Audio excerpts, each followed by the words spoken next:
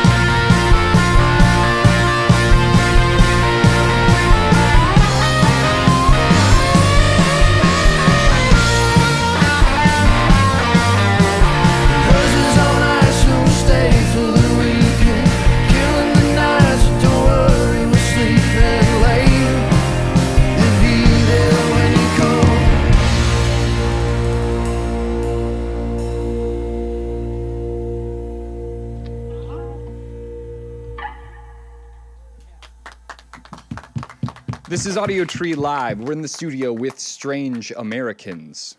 You guys look and sound really good. I can see through the monitor, through their monitors, what you guys look like. It's going to be sweet, I promise. Thank you. Thank you very much for coming out and hanging out with us, playing for us. We missed a little bit of the rain. Only Mary got wet, I think, just a little bit, but otherwise we're good. I read that initially there was a Craigslist connection for the forming of the band, and I'm curious at this point how like trustworthy you think that Craigslist is. I mean, do you use it like posters to get, I don't know, items? Do you buy stuff on Craigslist now even?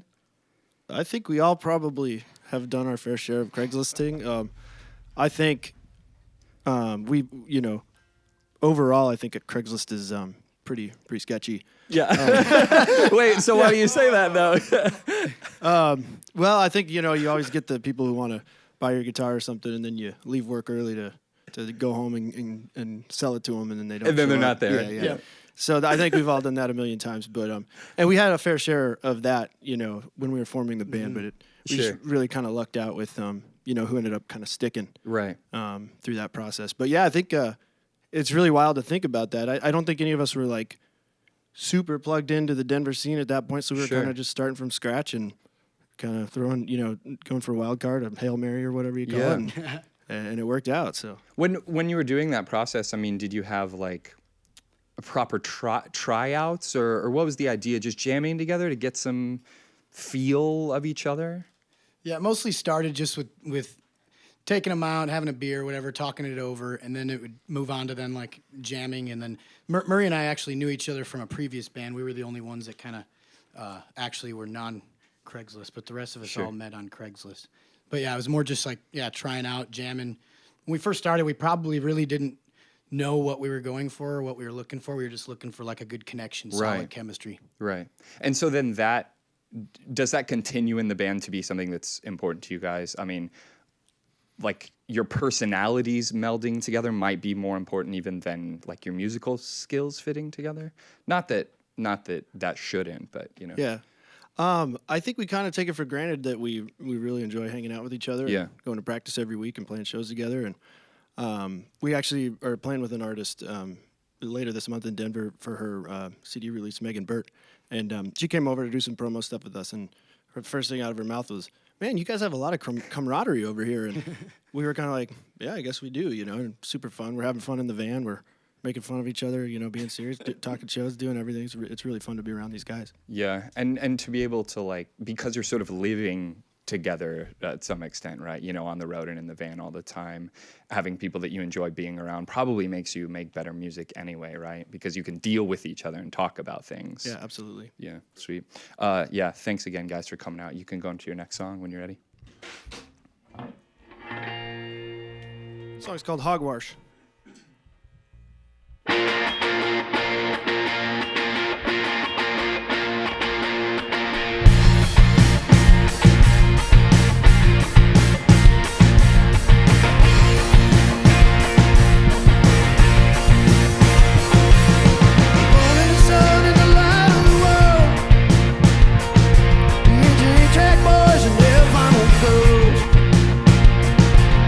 Well, I fell in love, stereo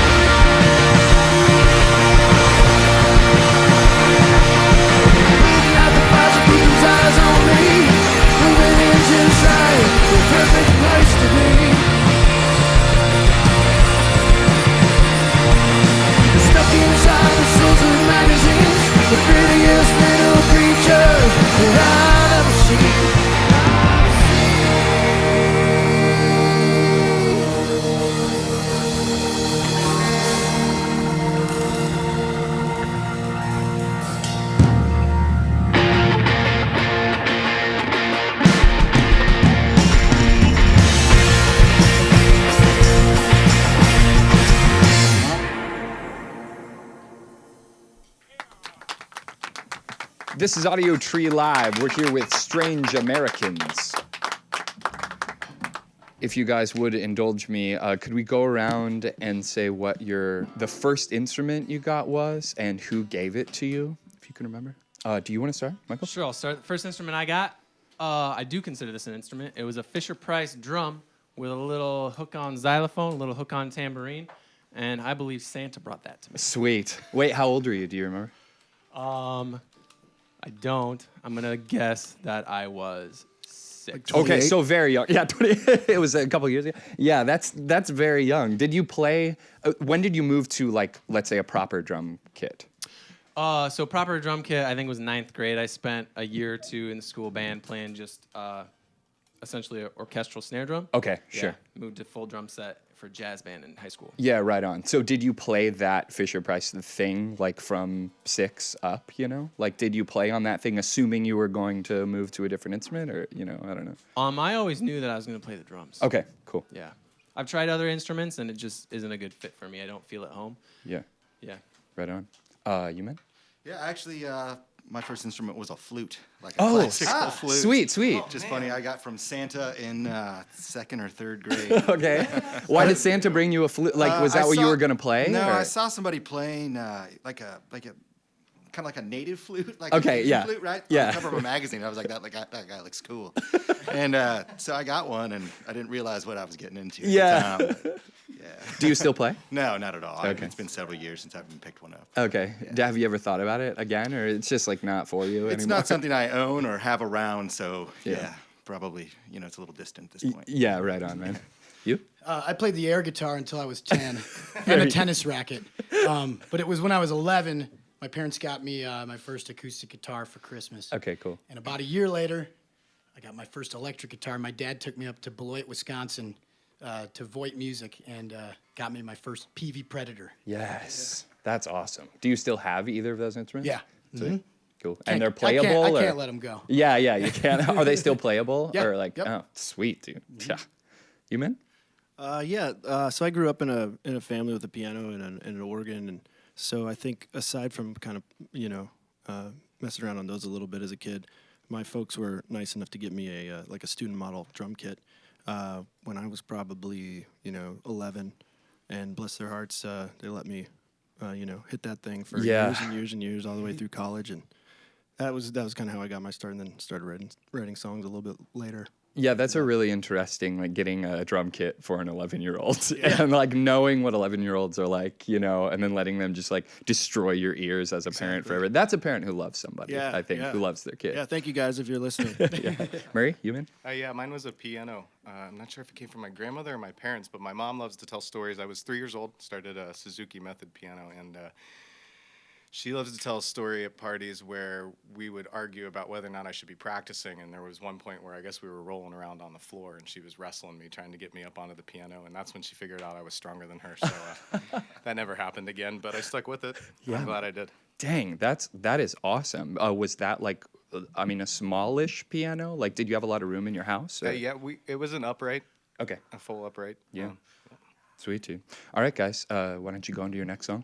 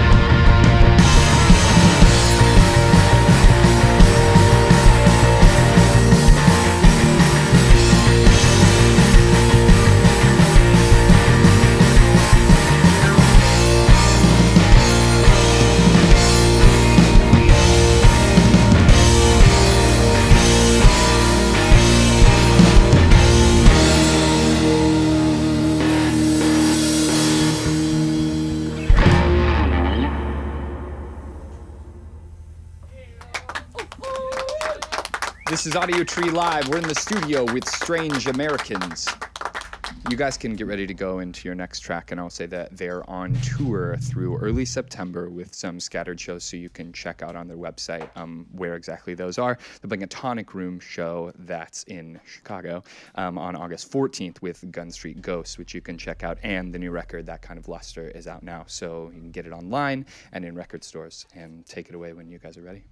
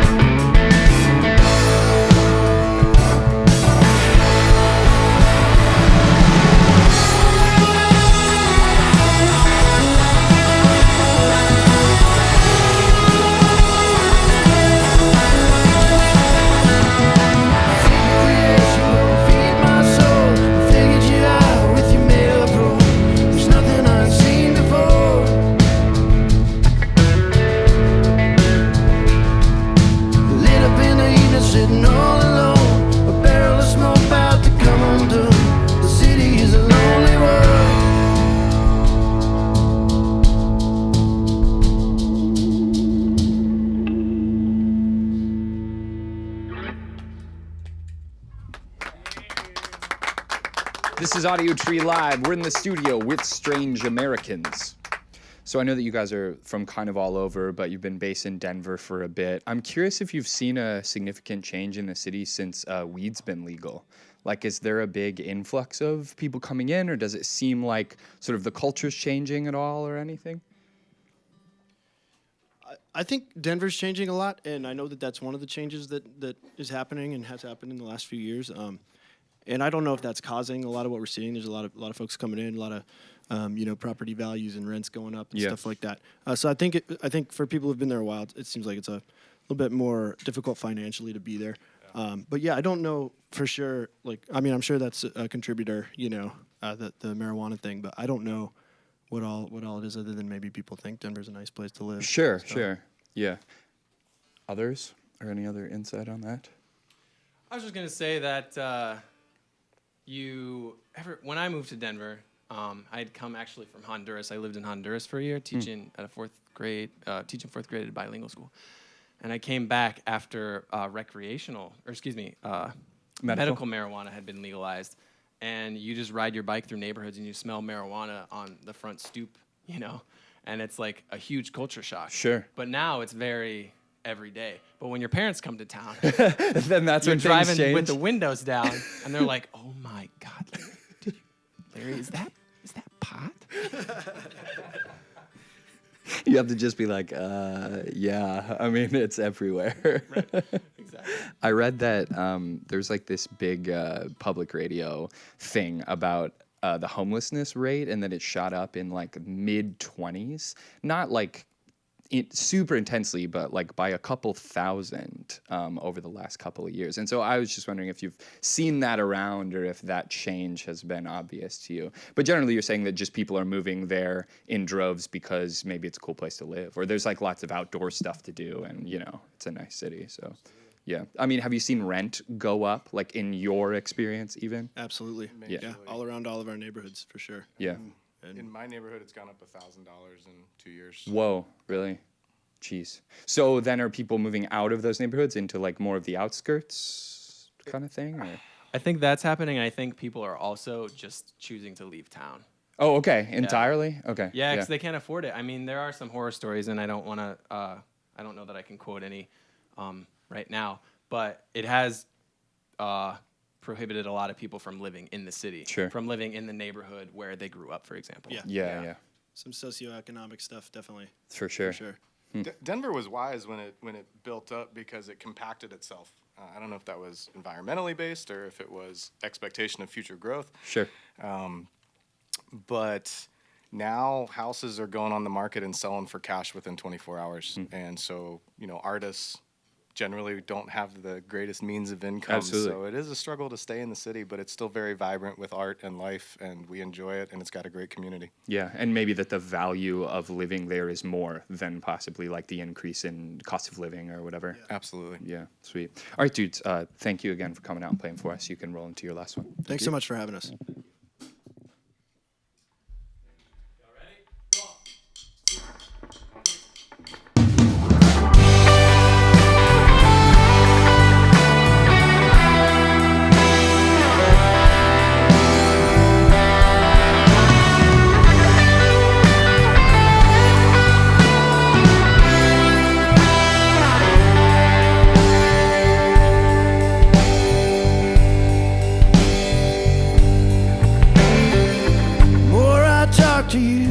I think that I understand. Remembering places, trying to trace us to where it began. It wasn't until Jesse addressed me by name could take myself seriously. Took a long hard look and for once astray with me.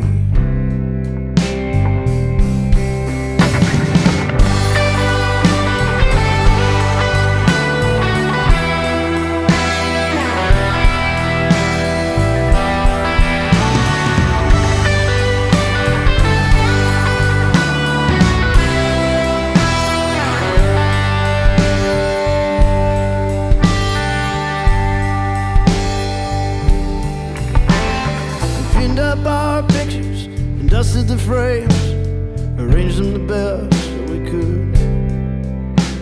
It was winter and these gestures were small, we understood.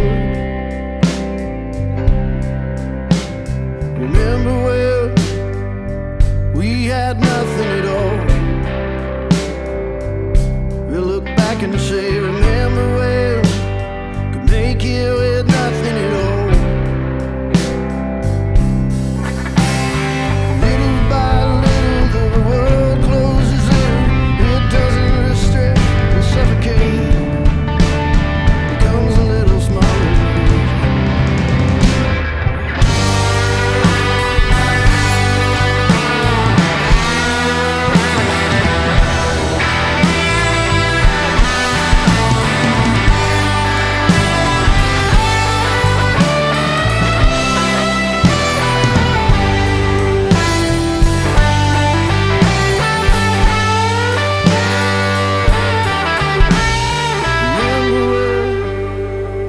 We had nothing at all. Look back and say, remember when could make it with nothing at all. Remember when we had nothing at all. We'll look back and say, remember when could make it with nothing at all.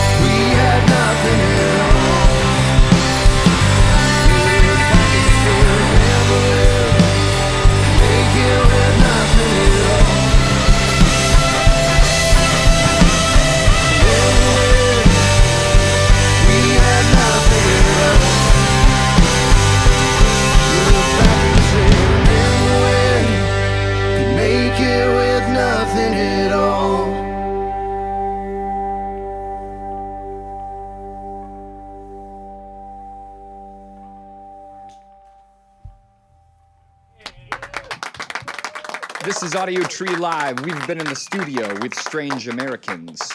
You can get their new record, That Kind of Luster, out, and that's out now, and check them out on tour all the way through September.